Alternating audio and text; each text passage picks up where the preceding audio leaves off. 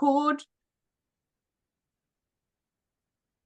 So good morning, everyone. Good morning, Jacqui. Thank you for joining Women's Network Australia, and looking forward to hearing, firstly, a little bit more about you, because I know that some of our members are familiar with you and your most recent book, Stop Worrying About Money.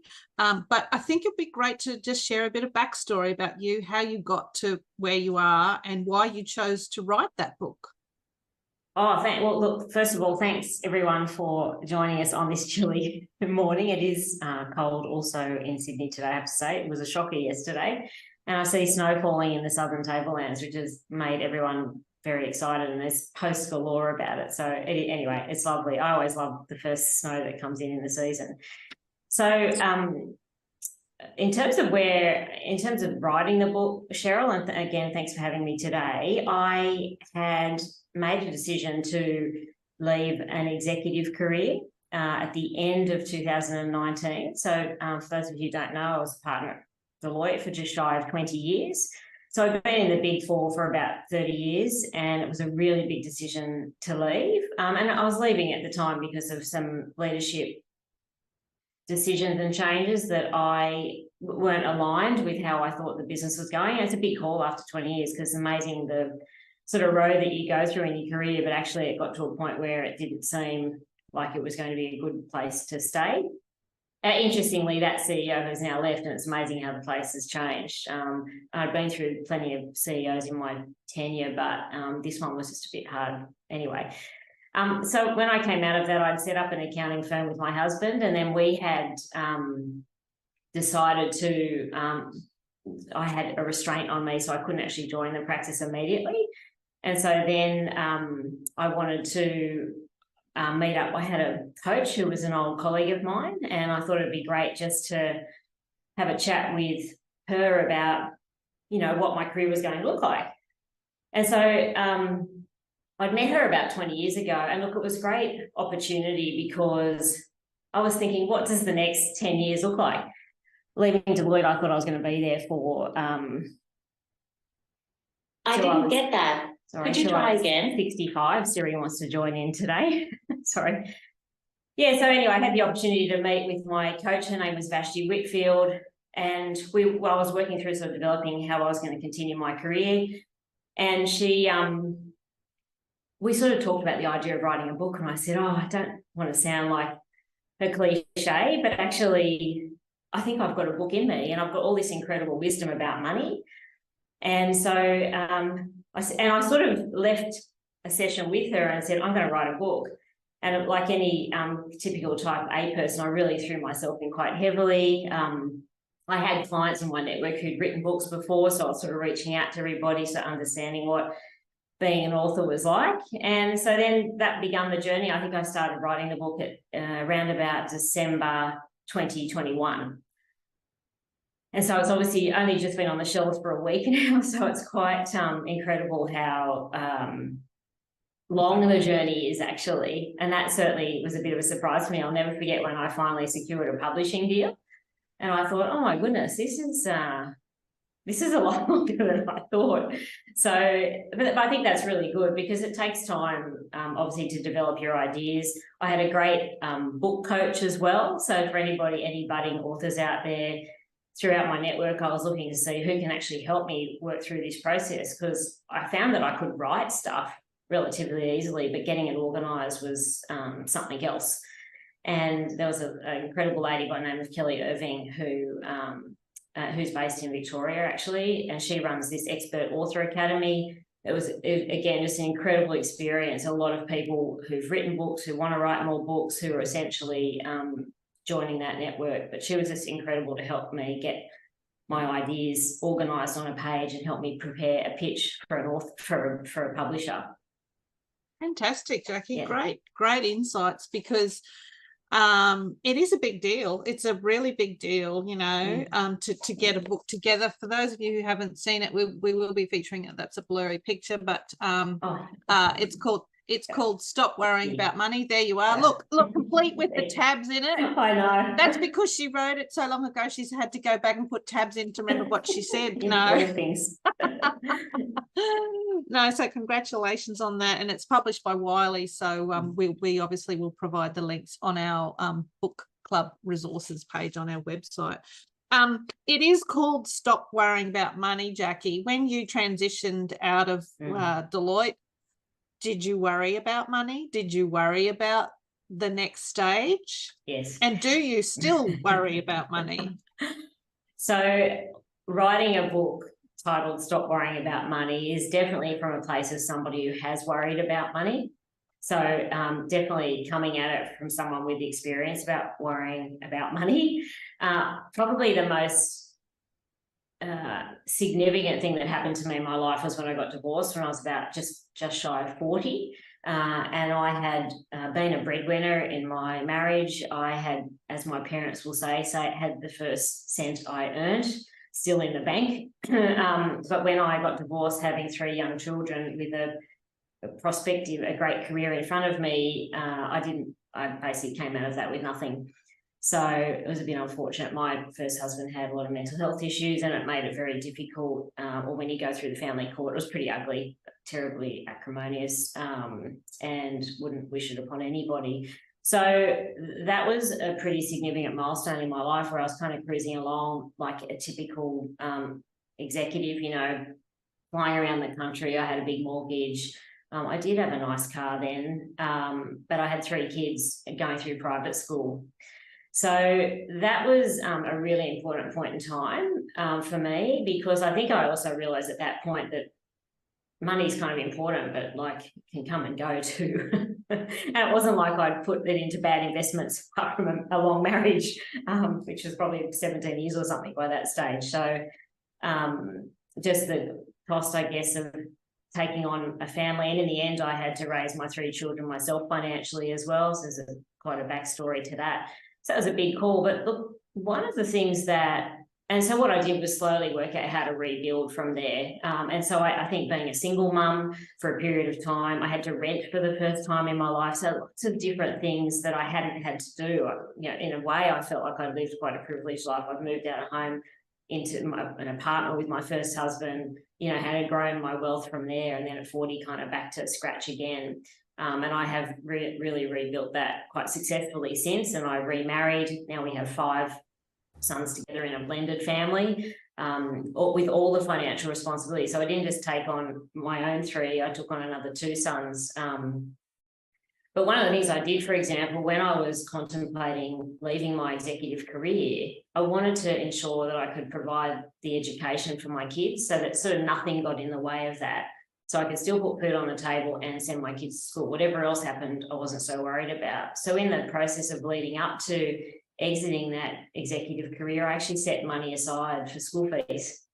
So for me, that was just something I figured my own parents had delivered on my education. I wanted to continue to do the same thing as a parent. Mm-hmm. So that was actually really important to me. So when you say worrying about money, I did worry about it, but I actually took steps to ensure that I reduced my anxiety about it. And other things, for example, when I became a single mum at 40, at that stage, things like my life insurance, I wanted to make sure that there was adequate insurance to cover any debts, but also look after my kids or certainly set them up for a good future. So I took little steps like that. I know we were talking just before we started the call, but things like getting my will updated. So what I was doing was almost just checking off these little niggles in the back of my head to make sure that my house was in order. And that's something I write really sort of firmly about in the book. My real message is around financial accountability. So for us personally, but also in our relationships, to actually take control of what's happening with money in your household. I'm sure we'll get into that, Cheryl. Yeah, no, that's really great, Jacqui. And for those of you, yes, Jacqui and I had a little conversation before, and I mentioned to her that I enjoyed in a sort of yes, that's another thing to do way, the section on preparing to die. Yeah.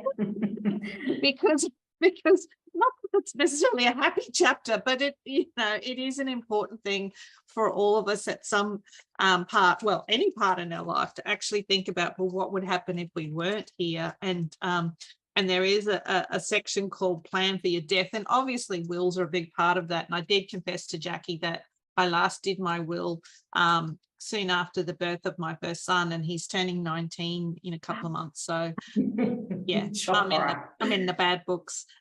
So yes, must do better. But look, that's, for me, that's a really interesting scenario, because you kind of do it, you set and forget, life goes on, and you think, yeah, I did that. Yeah. But that constant, almost a health check, and what causes us to think about that. In your case, obviously a change in your relationship status made you think, okay, what's important to me? How do I cover off those bases? And we've talked before at W&A about, well, sometimes we need a bit of a slap to get us to do things, but how else can we trigger some of those, I guess, financial hygiene aspects that we should be doing? Well, look, I think for anyone contemplating any change, my view is any change in your life, and whether that's, in my case now, a young adult son moving out of home, a change in a debt that you've got, like buying or selling a home, the change in the health of another family member. These are all triggers that I think you have to say, this is a good opportunity for me to revisit my will or my estate plan. So what I see all the time, and it's quite funny in a way, that I work with a lot of very wealthy Australians, and so the patriarchs and matriarchs are focused on their estate planning in their 70s and 80s. And the thing that's wrong with this is we've actually got to be considering this now, because one of the advantages of looking at, say, for example, your estate planning, is that you're starting to have a money conversation as well earlier. So I had to write an article on the weekend. I don't know if anybody has watched the show Succession on Binge. I'm addicted. It's a great show. It's a great case study in what not to do. Yep. But I love it. Okay. Yep. And there is a lot of similarities in the people that I work with. But what I think, what that sort of suggests to you is, when you don't have conversations about money, people will make it up, or they'll think it's going down a particular path. They might live a particular lifestyle. It's actually really worthwhile opening up conversations, because I think now in Australia, we have a really high rate of Family Provision Act claims, which is where somebody says, I wasn't treated fairly in your will. So to have a conversation now, if you think it's going to be a problem, you might not even realise that somebody thinks they're entitled to something from your will, but actually having a conversation to let them know now what they're going to get might actually be really helpful, and avoid a problem down the track in the context of somebody making a claim. It's actually so common now, it's frightening, the number of cases that are being run around Australia. It's fine. The lights are out, but there's still someone home here. Yeah, I'm here. That's what happens when you come into the office. I don't know if I should just tell everyone quickly, NBN was coming to my home office today to do the upgrade on the speed. So I came into our office, which is why I'm in the professional office with the lights. I've got to jump around. I'm like you. I'm reading a lot out of watching Succession and the Roy family. That is the debacle that is the Roy family. But let's just scale it back a bit in terms of our individual mindset, particularly as women and as business women, around money, because it isn't a topic. We don't tend to sit around and go, how's your wealth going? Like, it's not really a topic, I think, that a lot of us either talk about, feel comfortable about, but yet it's probably the thing we most worry about in some ways. Not so much the money, but what all of those associated issues around financial independence, choices, decisions. So can you just kind of step it back in terms of how do we go about having that conversation with ourselves, firstly around what we think about money and what we want to prioritize? Well, I guess the first thing I'd ask everyone is, do you take care of the finances in your home? Mm. If you don't, my warning to you is that your financial literacy is taking a slow decline or a nosedive potentially. So one of the things about actually being responsible for the finances in your home is that you know what things cost. You know what money's going out, you know what money's coming in. I think the problem that we have, which is really common again in relationships, that somebody has their eye on the finances and somebody says, okay, you do that, I'll do this over here. And that's okay until something goes wrong.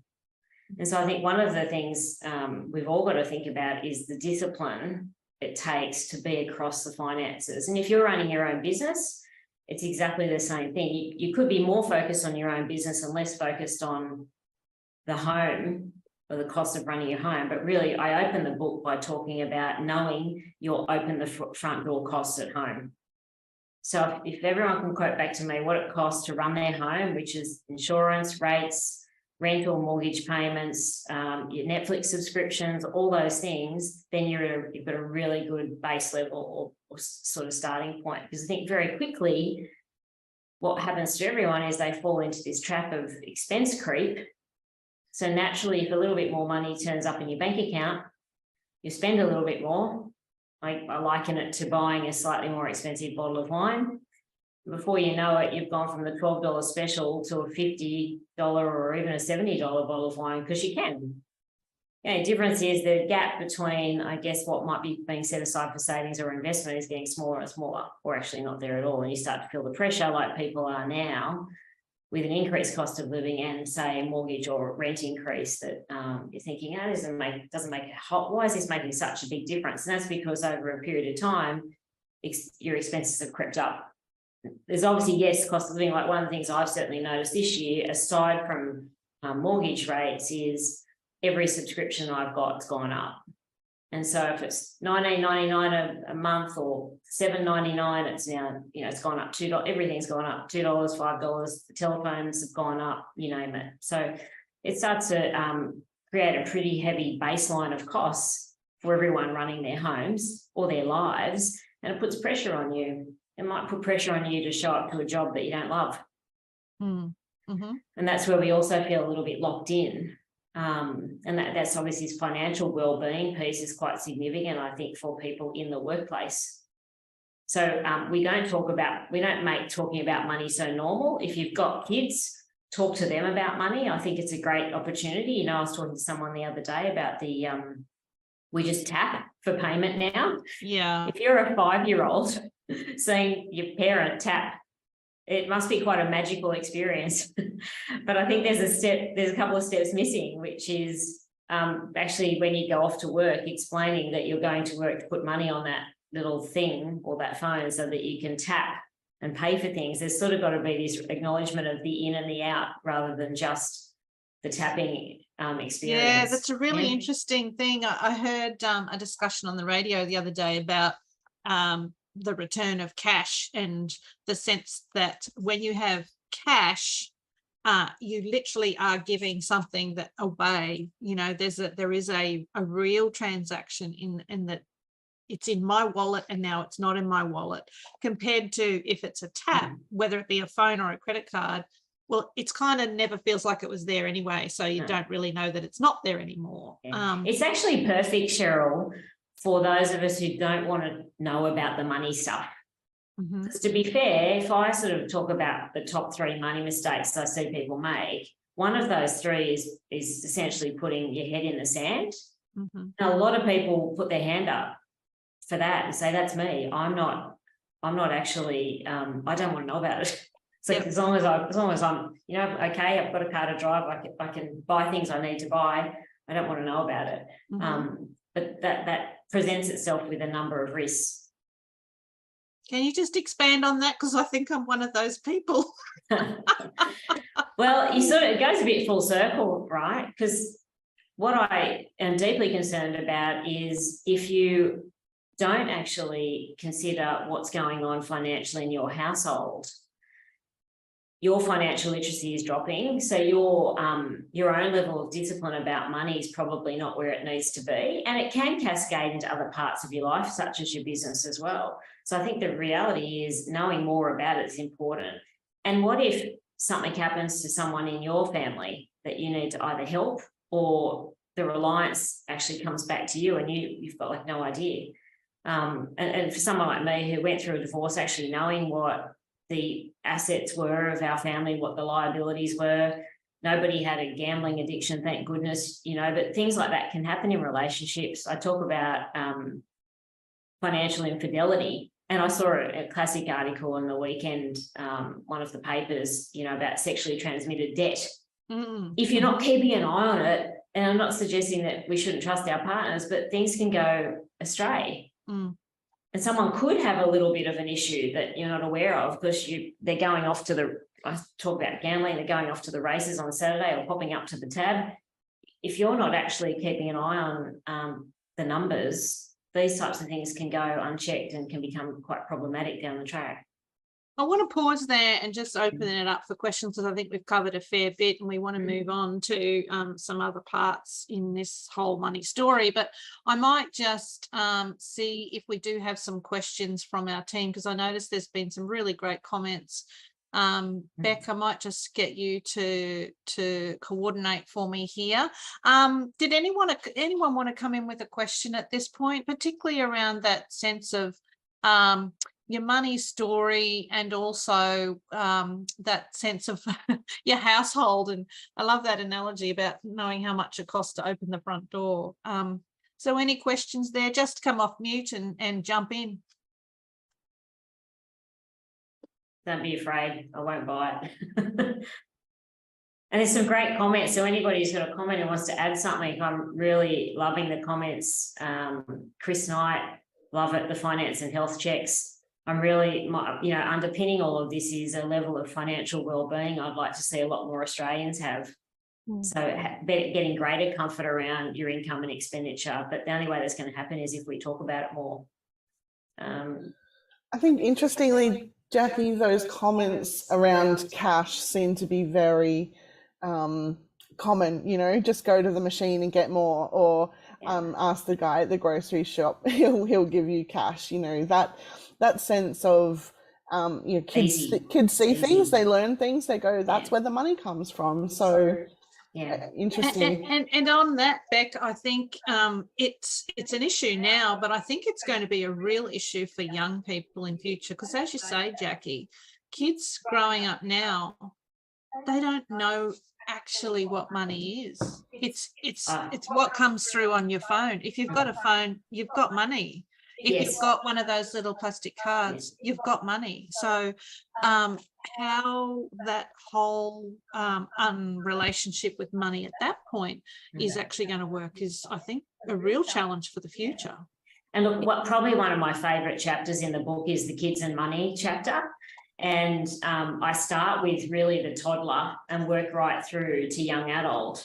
But with the toddler, I think, you know, you think of that if you've seen a tantrum from, say, a 2-year-old, that's the kind of what happens in succession down the track when they don't get their own way, right? So ideally, when you're in the supermarket, even with the 5-year-old, and you're making a decision about, let's say, which plain flour to buy, to actually for yourself take notice of what's on the shelf and the prices. And if you've got one of your kids with you, show them the pricing, the decision you're making about the item you're picking up.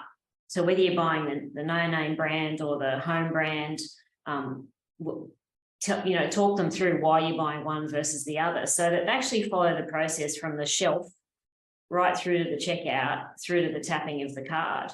And then keep acknowledging that the only way that money's on that card is because when you're not at home on whatever days, or you don't pick them up from school, whatever it is because you're refilling the tap. I think there's another opportunity as well. I'm a big fan of having my kids work for other people. So I'm not a big fan of pocket money at all. In fact, when you've got 5 kids, we have this kind of running joke. My husband's grandfather was a great farmer, and he used to say, when you have 1 dog, you have a dog. When you have 2 dogs, you have half a dog. When you have 3 dogs, you have no dog. And I'm not suggesting our sons are dogs, but when in our house anything is like, well, he hasn't done it, why do I have to do it? It doesn't matter what it is, like to get them to clean up after dinner. It's like, it's such a battle. It's quite entertaining, but it is a battle as well. You just got to be quiet when they go through the banter. But anyway, what I love is someone else being the boss of my kids when it comes to work. But when they're younger, I think incentivizing them to save their money for something. I think when you're young, money burns a real hole in your pocket. So if you earn it, you want to spend it straight away. And I think we've probably all been there when you get your first cash. You just want to having that financial independence is quite empowering. So you want to do something with it. But I think with younger kids, then I look at, for example, the match it principle, which is if you save X dollars, I will double it. Yeah, it's never going to be more than $500 with kids. It just won't happen. But when they're looking at things like buying a new Xbox or a new piece of sporting equipment, whatever they're into, you can actually work with them to create savings goals. And I do think any financial goal is great for everyone here, but I think it's equally as important for kids as well. So you can sort of help them to put off that need to spend immediately by encouraging them to focus on, say, a bigger financial goal where you also contribute. I just think that's a really important lesson for kids. Yeah, and I think it's probably another chapter in the parenting handbook that we kind of have to factor it in, because it used to be picked up automatically because you would see it happening. You know, I remember I used to, as a young person, go to with my grandmother to the post office, and she'd pay off at the post office and get a stamp in a little card, and that was, I think it was towards the rates. You know, each week she'd go and she'd pay like, you know, $1, and it'd be a really big, I like the stamps, but the really great stamp in the book. But that was the sense of, yeah, putting a bit away and eating away at things. Now, even if you do the right thing and it's coming out of a bank account, or you're paying things through a sort of direct debit type arrangement, our children aren't seeing that. And if we're not talking about it, how do they know that that's a good money practice to get into? Well, this is right. And I do also talk a lot about your money story. So, you know, the bit about where you've come from, what type of structure, what was it like at home when you were growing up? Now, I imagine most people, money wasn't talked about, but were your parents spendthrifts? Were they savers? Like, what type of behaviour did you see around money at home? So it's not necessarily the cash per se, but it might be if a new TV turned up, or if you were still relying on the 1980s black and white version, whatever it is, these things all influence how we go about money as well. But I think it's really important to think what's influenced you in the context of money and what is going to change for you. Because one of the other traps, I think, is people now with the buy now, pay later schemes as well. It's just really easy to get what you want. Yeah. It's really easy. The problem with all this is there's a horizon on it, a debt horizon. And when you get to that point, because you're so used to spending money, you might not actually be able to deal with that when it arrives. We don't want young adults in Australia buying into those things either. You don't need to have the latest TV, the latest couch, whatever it might be, or car.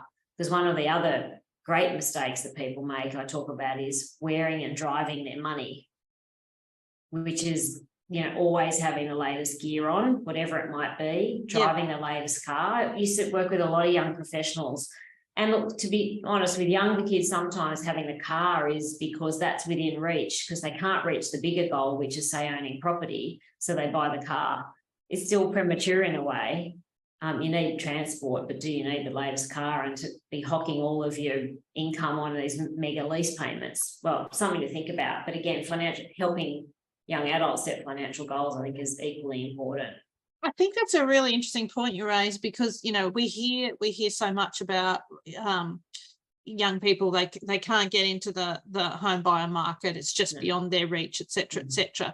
But is that in some ways a bit of a sort of a give up mentality? You know, I don't know that it was any easier for our parents or grandparents to get into the home buyers market either, but they did without, you know, they did actually say, if that's important, yeah, we'll take time.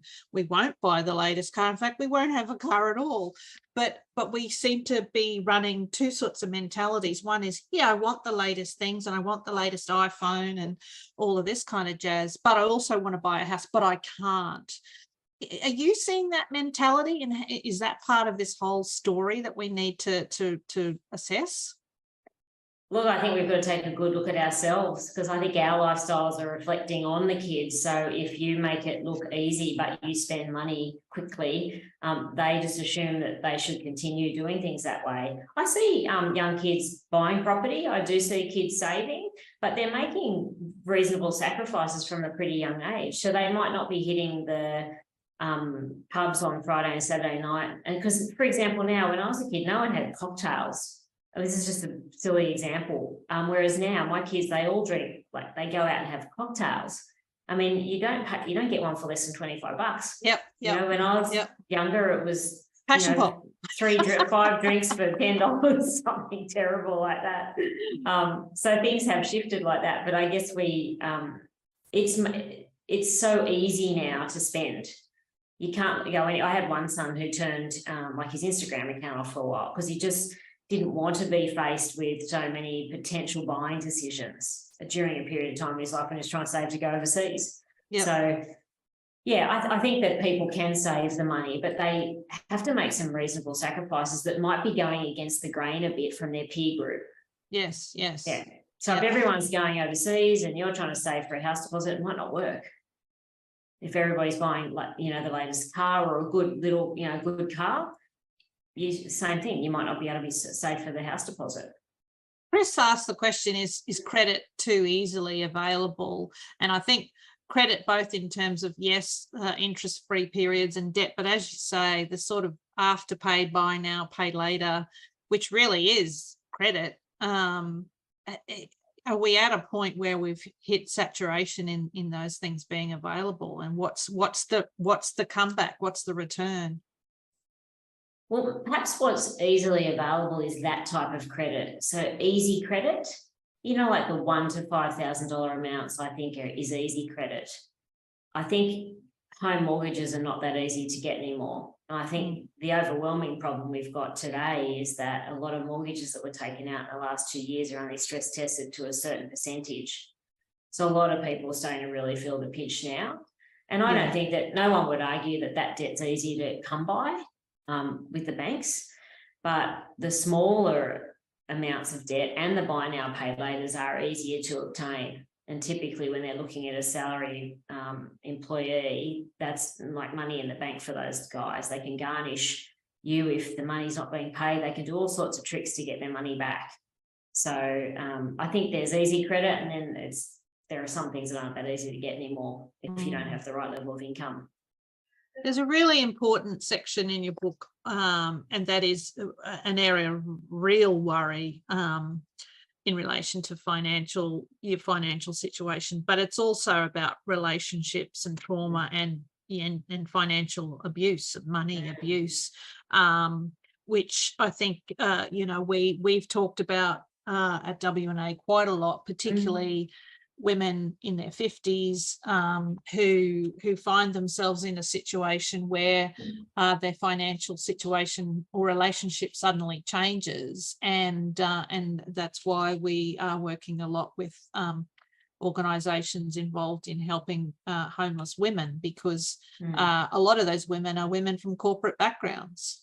I know, and it's not funny. Why do I open sentences with the funny thing? Interestingly, a lot of the cases I read of women who suffered financial abuse were smart, articulate women whose confidence had slowly been eroded in a relationship where little things had been taken away from them that all seemed okay at a point in time.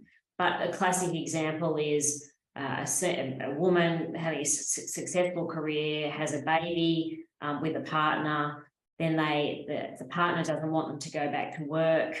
They want things taken care of at home. Then they give them an allowance or a certain amount of money to live off. Then they put pressure on them having to cook the meals based on that amount of money. Then when they decide they want to go back to the workforce, they can be gaslighted or otherwise from getting back into the workforce. Like, it's actually frightening, and it is common. And the good news is, in Australia, it's illegal in every state except New South Wales, would you believe? And it is considered a form of domestic abuse, so domestic violence abuse. So it is quite concerning. I think this has been going on forever. When I was a kid growing up, my neighbour had a lovely family, but she was not allowed to work. She was given an allowance to run the family. I remember going to the shop with my young friend when we were kids and asked my mum for some money. I said to my friend, we're going to go ice skating, actually. And my friend went to her mum, and her mum said, I'm sorry, darling, I don't have any money because the allowance has been spent. Actually, I asked my mum then for money for my friend to pay for us to both go ice skating.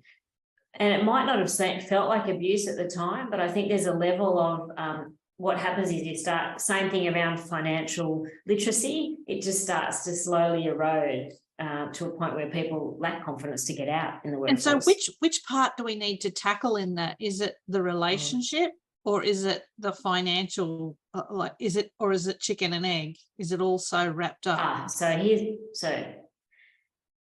the relationship is the issue, and obviously being safe and getting somebody out of that type of relationship is really important. But there is a financial aspect to helping get people out. So I talk about building a side hustle.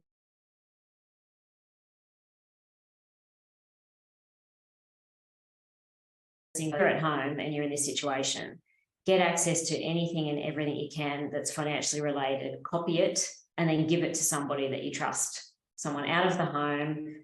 Set up a different email account, send things there, you know, whatever. It's sort of creating your new life by setting records, just everything, passports. It's amazing that the stories that I have read about or heard about in these situations that are really tough, but where you can set aside a little bit of cash, even if it's ironing so the people in the neighbourhood, just anything where you can start to put a little bit of cash aside so you feel like the day that you decide to go, and if you've got young kids, whatever it is, that you've got some cash. There are women's shelters around that you can go to, but you've got some little bit of cash so that you can feed your family till you kind of get your ducks in a row. But I honestly, I've just got spoken to about a friend recently who's in this situation, a friend of a friend, and, you know, almost that feeling where they just can't do anything. They're so controlled in their relationship. So all you can do is, I can do, or, you know, their friends can do, is guide them to try and work out how to make sure they're empowered with financial information. So, you know, ferret around, look for information, store it somewhere, but then work out how you might be able to earn some money on the side, just to give you that little feeling of independence or light at the end of the tunnel. And obviously, I mean, I'd go into counselling or whatever I had to if I was in the relationship and it was important to me. Otherwise, talk to people who can help you get out. And there are lots of organisations, I do talk about them in the book, that can actually help you get out of these domestic abusive situations. But I think the important thing is to recognise financial abuse is not okay. It is a form of domestic violence, not to be tolerated, and illegal everywhere except New South Wales. But I think it's far away from being legislated here. Yeah, that's a big topic, and one that we could spend a lot of time on. And I know that the time's getting away, but I want to just focus now on how we then fold those lessons into running a business. So, you know, inevitably, if we've got financial issues or we're worried about finances, when we add a business on top of that, potentially we add a whole new dimension of worries and layers of worries. What are you seeing in terms of particularly where small business is at the moment? I know you obviously deal with some of Australia's wealthiest people, and they're probably not quite as worried, but I'm sure they have their own separate worries. But what are you seeing in terms of small business and some of the issues that they're raising with you? Yeah, look, I do work a lot across a lot of friends who have smaller businesses, and we have one ourselves now. I think the main thing is to make sure in any business that your payment cycle is aligned. So right now, one thing never changes in business, from my perspective, and I've worked with a lot of startup businesses as well, that cash is king.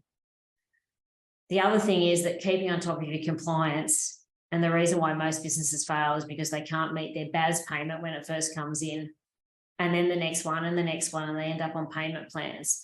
So I think it's really critical that you're on top of that. I mentioned payment cycles because what tends to happen is things slip. So if you are paying accounts, but your clients aren't paying you, you have a mismatch in when money's coming in and when money's going out. So I think what's really important is having your business cycle, your payment cycle aligned. I like the idea that money comes in and then you pay other people for starters. So you can't be slack, obviously, on your collection of your debtors, and equally being kind to your creditors. But like, I just let people know up front what my payment schedule is so that they understand when I'm going to pay them. So you could also do sort of like a 7-day arrangement for your services and pay creditors on 30 days. It just depends. But I think that's probably the most important thing. So staying on top of your compliance is another thing that I see businesses often drop. Again, and Cheryl, you could be in this camp, is sometimes when some people don't pay attention to things at home. It's sort of similar with business. You know, business owners are particularly good at something. It's less likely to be the finance and administration aspect of the business. And that's kind of where things fall over. You might be a great creative person, great with ideas, great with networking. You might be the rainmaker in the business, but there's this sort of underbelly, if you like, that may not necessarily get addressed. And I think that's where it's like the structure of a business. So making sure that you actually have you're operating in the right structure. Is it a company, trust, partnership, whatever that might be? So making sure that you've got the most tax effective vehicle that you're running your business in. But also as an accountant, so I'm a chartered accountant, my main bugbear in business was that you had a great relationship with the client when they called you to say, I'm thinking about X. When you turn up and say, I've done Y, without the conversation, there's little that an advisor can do to get you on the right track. Yep. So one of the things I talk about in the book is the personal finance village. And this is really important for everyone on the call today, because essentially what I'm saying there is you need people around you to help you make sound, preferably non-emotional decisions about money, whether it be in business or personally. So it doesn't need to be one person, it can be a group of people that can help guide you to make these non-emotional decisions about money, but also about your business. The people who look you in the eye and say, I don't think that's going to fly. You can disagree with them, whatever, but actually having a bit of a sounding board is important so that you don't end up, you know, for example, like the people who had invested with Melissa Caddick, that she sucked them into her vortex. And those people, I don't believe, had other sounding boards that said to them, is this right? All your eggs in this particular basket. Does this make sense? Do all these things add up?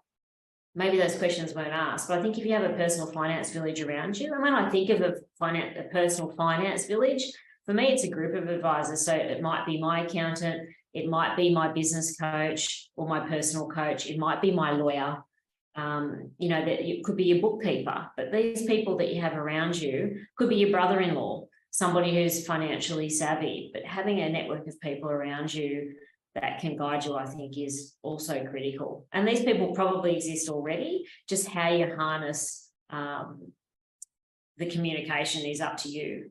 But to you know, get the most out of it, you've got to pick up the phone and call them and say, I'm thinking about doing something. What do you think? Question, yep. Suzanne? Can I... Yeah, thank you, Jacqui. I really want to commend you for writing this book and you know, for everything that you've explored in this. And when you were talking around the village, one thing that really came up for me is that, and you talked about it, that accountability and responsibility. And you feel for people that do engage specialists like Melissa Caddick, and it's almost where people, you know, they hand over their responsibility. And it's understanding, I'm just wanting to understand your view on that, because I think sometimes people can get into a position that they feel, well, I've engaged, I'm paying someone to look after this. As an ex-financial advisor, I would often get people come in and go, you know, here it is. And it's like, no, you've got to hold on. I'd just love to hear your view on that as well. Yeah, so I think it's really important to engage. So the other thing is, I just want to step back a little bit. I'm not suggesting that everybody goes and gets a lawyer and a chartered accountant and all these expensive people, because we can't all afford them. But I think there are people in your network that you probably have now that you may not be maximising the benefit from. The other thing that's important about the village is ensuring that they have the right credentials, checking out those credentials, and you're not offloading responsibility to them at all. In fact, quite the contrary, you are absolutely owning it, and you are engaging their expertise or support as a sounding board. So hopefully that answers the question, Suzanne. I think that's the main thing, is just that it's not about delegation. I think that's high risk when it comes to money. And I'll say this to people because I've seen it. The amount of times people have walked in my door, they've handed their affairs over to an accountant, because you're the expert, you take care of that for me, but they've let it go. And invariably mistakes have been made, decisions have been made by the accountant at the time that haven't favoured the client necessarily, because they're maybe not interested. They've delegated it off. And I know it can be in the too hard basket, like getting your will done. These are just things, like I had a psychologist tell me once, it's like stacking the dishwasher. You just got to do it. Yeah, I'm afraid. Yes, well, I'll take that as very pointed criticism there. I'll go and find that document. Poor Cheryl. In my file, I have a file called important documents. Yes. I must dust that one off. I will open it up to questions. I know there's been some great comments coming through on the chat. So if you'd like to come off mute and ask a question of Jacqui, please do. Jacqui, I'll get you to hold the book up while people are getting their questions ready. And you might also just let them know where they can buy it. Obviously, you can search online.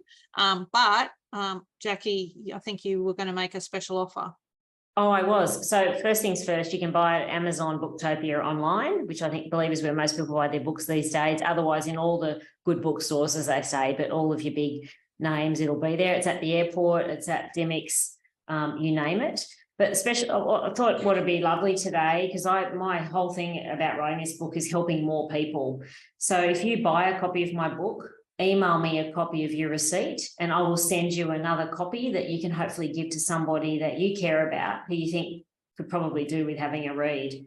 So my website, I presume, Cheryl, you put it on there, it's jacquiclarke.me. So I'm pretty easy to find in any case. But yeah, I'll share that around. And email Women's Network to me as the offer from today's call. I'm happy to send you another copy of the book to share with someone. Thanks, that's great. Jules, I know you said there that you had a question. It was up in the chat. Would you like to unmute and ask your question directly? Hi, I will. I'm sorry. It's so cold here, so I look terrible. That's why I'm not on video. We forgive you. We forgive you. So basically, a lot of people in this sort of money mindset space sometimes talk about, just understand your money story, but manifest more coming in, try not to strangle your business so the flow of money happens easier. And for me, I find it too woo-woo, because I can meditate or tap or sit with it and then also do steps, but I still feel like when cash flow is low, how do I get into that abundant state when I am abundantly aware of where I'm at? That's a great question, Jules. Yeah, I love that question. I think I can sense also how the burden, how that would play on your mind. I think we all have suffered financial stress. I imagine most people have suffered financial stress at some point in time. But I think the most important thing there is to consider what your financial or money goals are. So I talk about having a North Star. So I think for you, like anyone, when the chips are down or when it isn't, so there's a period of time when the money coming in the door is down and it's okay. If it continues at that level for a point in time, then you have to question whether this is the right business or is this the right business model. So there's not a point of set and forget, things aren't great, adjust your outgoings because income's low. I'd probably consider looking at my business model and saying, what do I need to do to change it up a bit? But going back to what was the financial goal I set in the first place? So what's my threat? So I haven't mentioned this, but I do have a 5-year plan. that is a life plan, but it's actually really driven around some financial goals as well. So I'm always looking at that saying, well, that's where I want to be in 5 years. And whether that's, 3 months in Europe or buying an apartment I'm going to live in when I'm older, whatever it might be, or just having some savings set aside for a rainy day, whatever that goal is, I think, Jules, you keep in check with that. So not to get down when the income's dropping, if it might be in the business, but set yourself a parameter, which is if it goes like this for this period of time, I need to shake up. So I need to work out what I'm going to do differently here. And that's when I would say the extra money spent on having a business coach or engaging, spending more time like with this network as well, is probably going to help lift you out. But again, what's your North Star? Yeah, cool. Thank you. No worries. Other questions? Come on, don't be shy. Okay, Chris. I'm happy to side. ask one. Yeah, go for it. Yeah. Jacqui, what advice would you give for young women looking to set up a business? I mean, the one great thing about WNA is that we have a great diversity of women of all ages, different professions and everything else. And, a lot of us are into that mentoring space or being part of that village, as you said, where you can actually have great conversations with women about their business. And it's not always easy to have a conversation with a woman in business when it's really not going to be financially viable now and down the track, but it's their dream, their passion, what they're absolutely hell-bent on doing. And they'll go to any extremes to kind of, make it happen, but those financial returns aren't there. But for young women starting out now, I was fortunate that I started paying into a super account when I was in my 20s. And that was actually my saving grace as I got older, through different changes in life. But looking at young women now, when there's a lot of opportunity out there, but also even more risk, and a lot of them are likely to do it on their own. So what would you be advising them in that space? Well, certainly the first thing is to do your research. So I think it's for younger women jumping in. Look, I think for anyone starting a business, so whether you're 20 or 60, I think the most important thing is to do your research and consider what the trade-offs are that you're going to make, because that's really important. What are the sacrifices or trade-offs I'm going to make to choose to go into a business? I honestly think that's amazing. I mentioned research because I see people often buy into, for example, franchise businesses, where they see that there's an income stream that makes sense to them and they think, okay, let's go with it. But they may not visit the site of the franchise. They may not spend 24 hours there looking at customer traffic when they come and go. So this is sort of my research hat on, saying, do you understand? Most important thing is, do you understand the business that you're going into?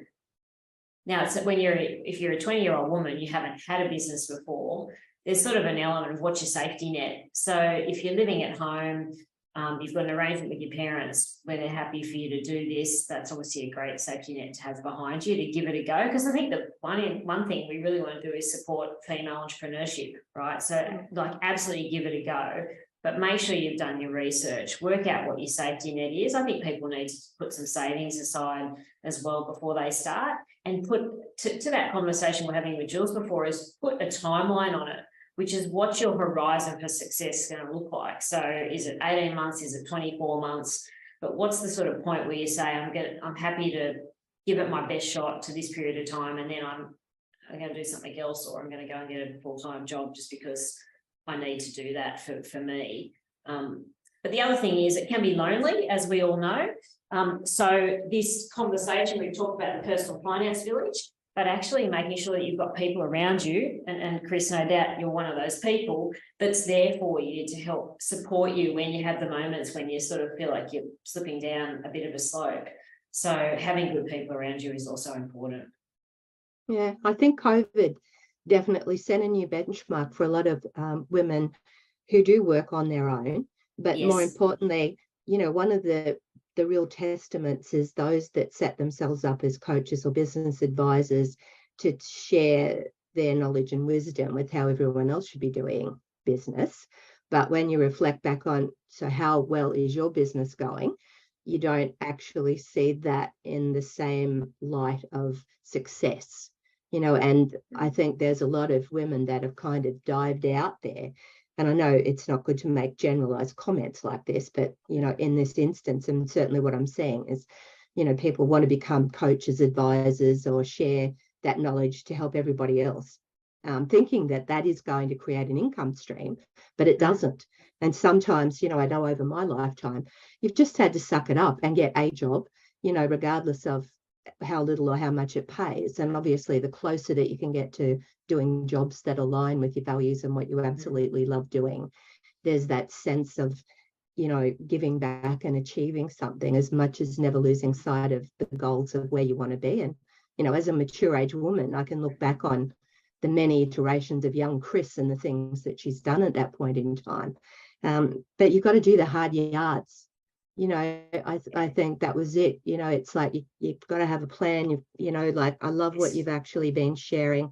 I take my hat off to you in just your own personal journey, because those backstories of women who've had lifestyle changes where marriages break down, they've still got kids, mortgages, and everything else. Like, I just can't imagine, the trauma, the resilience, the kind of times that you would have felt absolutely overwhelmed with all of it, but here you are sharing. And that's what I love about WNA. This is a safe place that you can share those things and just create so much admiration and respect and support for women who do. So well done you, Jacqui. Oh, thanks, Chris. That's lovely. And you're so right. Like, I think you go through periods in your life where you feel incredibly alone. And there's no doubt that someone of my age has had a share of trauma in their lives. And resilience is a key factor in all of us, really. You've got to get up, show up, dress up every day. There's no question that that's the secret to my success as well. Is just, every day I saw as a new day, regardless of the shit I was dealing with. But yeah, I mean, we can all get there. No question. But I think having support like this network is just second to none.